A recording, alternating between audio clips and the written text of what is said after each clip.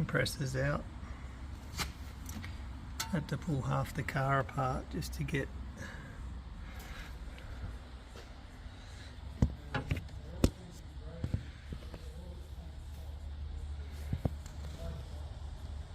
that tensioner, because that's underneath the engine mount.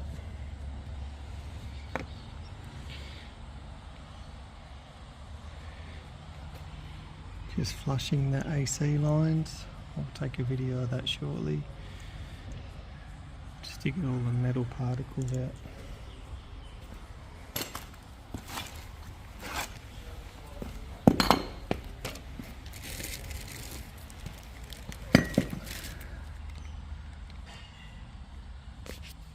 Not sure if you can see the metal and crap in there.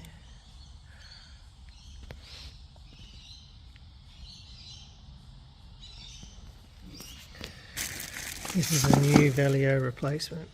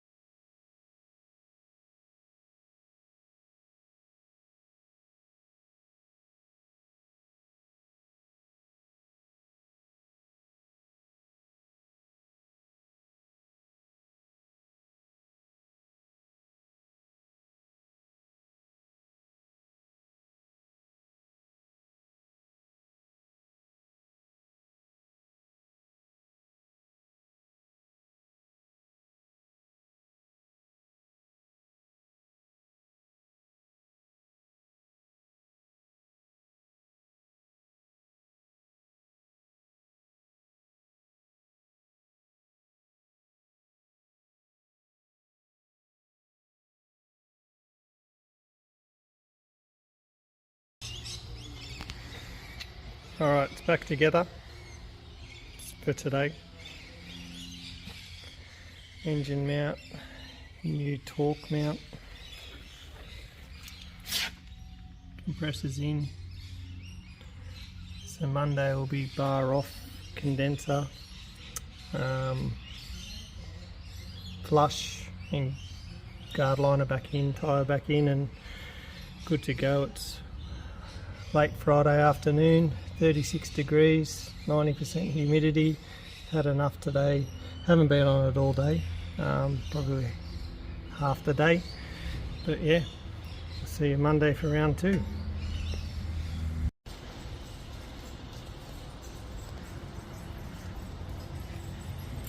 Front bar's off.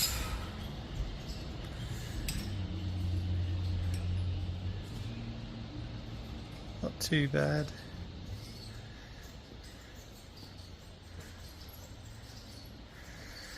Still got to pull all these bits and pieces off.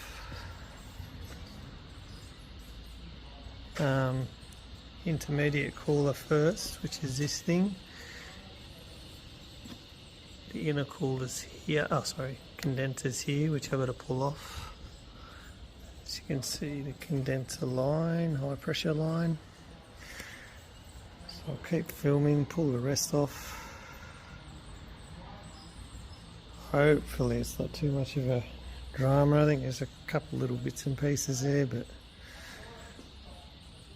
so this is carrying on from last Friday when I fitted the compressor. A lot cooler today, it's about 21 degrees. Nowhere near as humid, so a lot nicer to work in, but I'll keep going.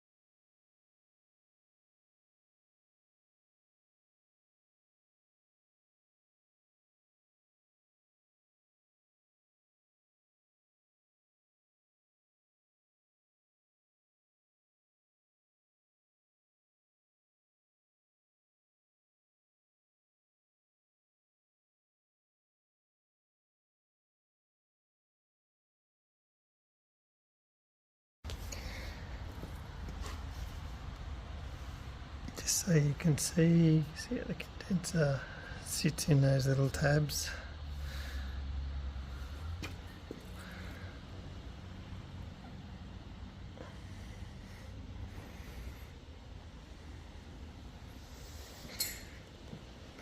Back to fitting it.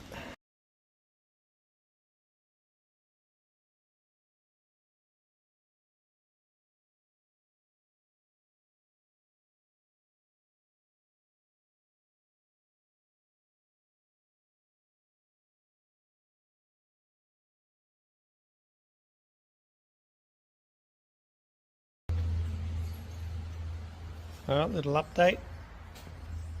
I'm sure you're sick of watching the time-lapse, but time-lapse is the only feasible option. I'm trying to run a business. I don't have cameras or camera crew. I've only just got my trusty Samsung phone here. But condenser's in, Rio's back on, headlights are in. Just got to put front bar, guard liners, and then TX valve I'm waiting on, and genuine coolant to top up the cooling system. Just bear in mind when you do pull these off, disconnect the battery so you don't, or shouldn't have to reset the radar, but I'll keep you posted on that. But again, if you're attacking this type of work, you do have to be licensed in Australia. I don't know about the rest of the world, but this is just giving you an indication of what's got to come off, because I seem to look at a lot of these videos and they don't give you too much detail. I'll show you before and after and not during, but I'm trying to give you an indication with the time lapse of what's got to come off. There might be different ways you can do it, but this is the way that I've attacked it and it's worked. But again, don't shoot me down because it's different to what you do. There's plenty of ways to skin a cat, and this is one of them. I don't think it's too bad a job, to be totally honest. There is a bit fiddly to pull out that cooler. I'll put the thing back on. There's two little clips down the bottom, and it sort of pushes to one side and then pops out at the bottom. But yeah, not too bad. Again, the reason why we pulled the condenser out is because it's got what's called black death. So that's just basically fine metal particles throughout the condenser. I don't know if we can see this, but I'll get a light. You should be able to see it. So that's the inlet. It's the outlet of the condenser. See how that's nice and clean? That looks a bit black and tarnished. That's all the metal that's come out of the compressor, and that's why we're doing what we're doing. So flushing all the lines, changing the TX valve, change the condenser. I have to change the condenser because these is what you call a crossflow. So all these fins run across the condenser. They're not a serpentine, so it's not just one tube, it's all multiple tubes that run off these main tubes on the side of the condenser. So if I was to flush it, I'd only get sections, not all of it, so you'd leave contamination in the system. That's where the desiccant bag, aka the filter, is. The new condenser comes with it. It's actually part of the actual condenser. But this is the reason why we've had to change that.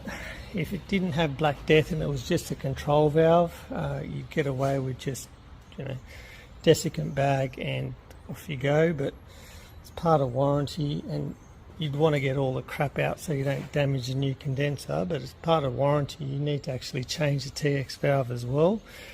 You can see the outlet's still pretty clean on that because most of the metal's been caught in that filter, but you don't want to risk any fine bits of particles getting into that TX valve and jamming it and starving the compressor of oil, and we're doing all this again. So I'll give you another little update when it's about ready to gas, or once it's gassed.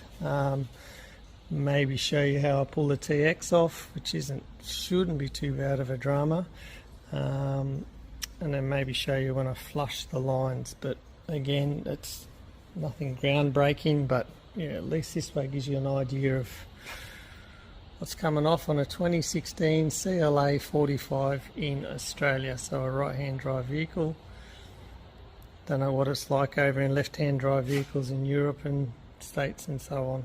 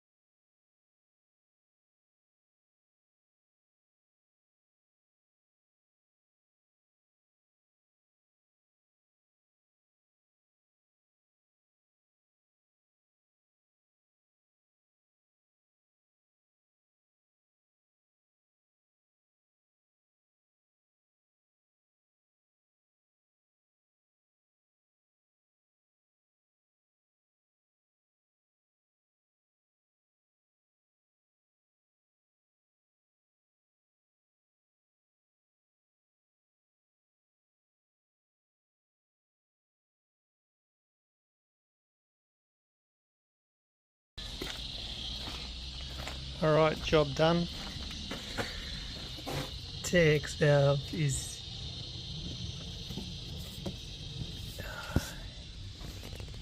get the focus in there, which you've seen me do a time lapse on. Got all gassed. Job done.